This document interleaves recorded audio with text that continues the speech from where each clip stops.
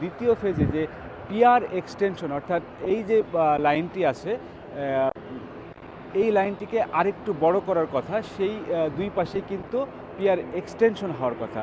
এটি দ্বিতীয় ফেজের একটি কাজ। সেই দ্বিতীয় ফেজের কাজটি কতটুকু এবং কবে নাগাদ হবে, সেটি আদৌ এখন হচ্ছে কিনা, এই সকল প্রশ্ন কিন্তু অনেক সাধারণ দর্শকের রয়েছে। আপনারা বারবার জানতে চেয়েছেন।